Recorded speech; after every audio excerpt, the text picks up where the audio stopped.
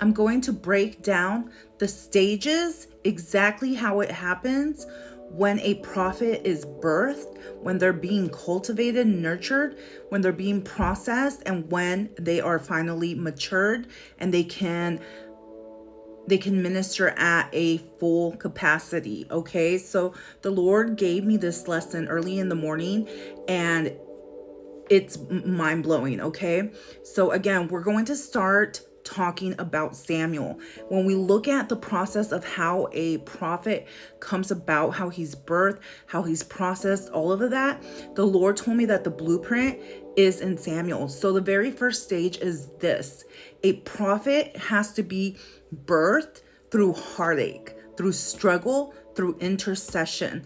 The Lord told me that anytime that a prophet is brought into an area, a territory, a land, a group of people, it's because there is a need there. A prophet is an answer. A prophet is a solution to issues that are going on in a group of people, in a local church. So a prophet needs to be birthed out. They are birthed out. They are needed because there is heartache, because there is a lack of something, okay? Because remember that a prophet is a gift to the body of Christ. So if we read 1 Samuel 1:12-17, this is where we see that Eli misunderstood what was going on with Hannah, okay? When Hannah was wanting a prophet to be birthed out, when she wanted to give birth to the prophetic, she was misunderstood. And if we look at the story, because this is all symbolic, okay?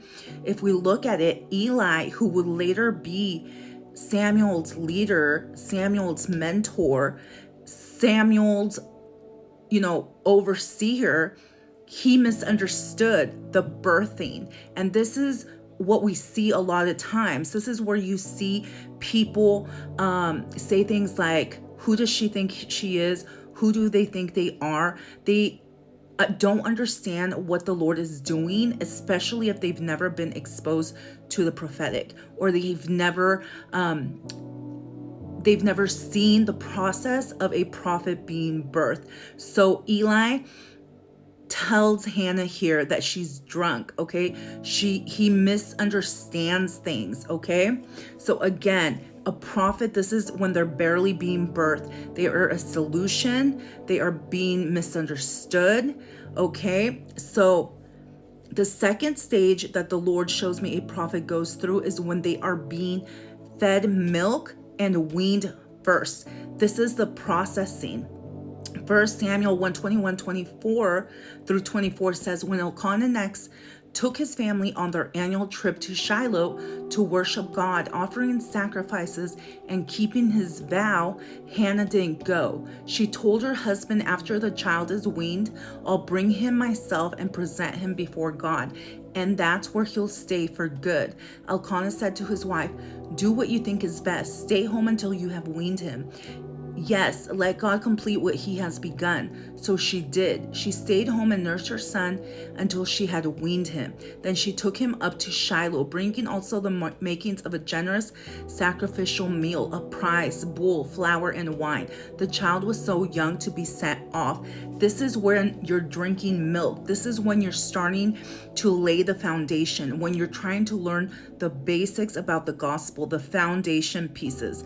This is where you start realizing that you need to go a little deeper in prayer, in you're seeking the Lord. This is where you can't necessarily understand everything concerning the prophetic or even the fivefold ministry, but you know that you need to lay down the foundation.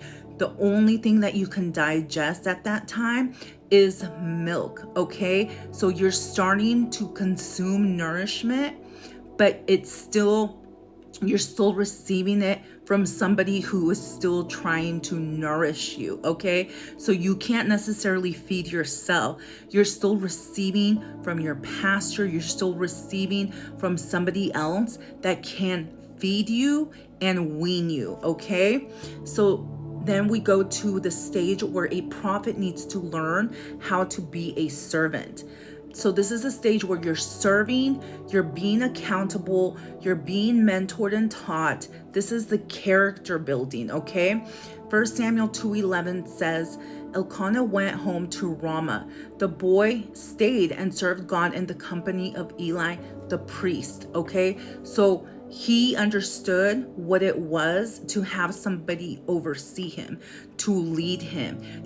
He's being taught to serve other people. He's being taught to be humble and be meek.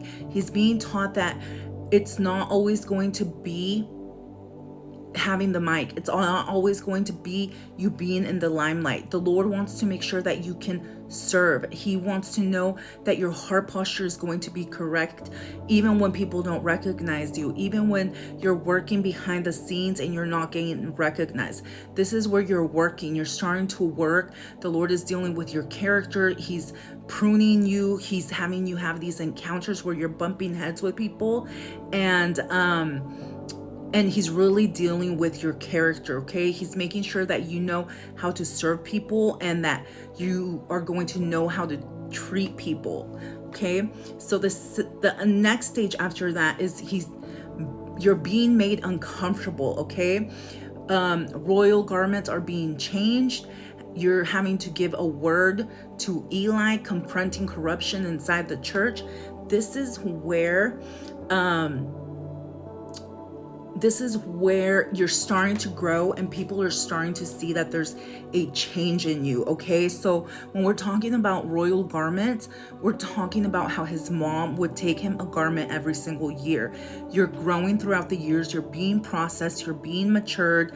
The way that people are seeing you is changing, okay? You can no longer stay in the old ways. You can no longer stay wearing the old clothing. You're maturing, okay? You're realizing that there's more out there than just superficial. You want something deeper. So again, you're moving into a higher dimension, a higher level with the Lord. The Lord is starting to show you things, and your eyes are really starting to open to things that are happening behind the scenes that you didn't used to see before.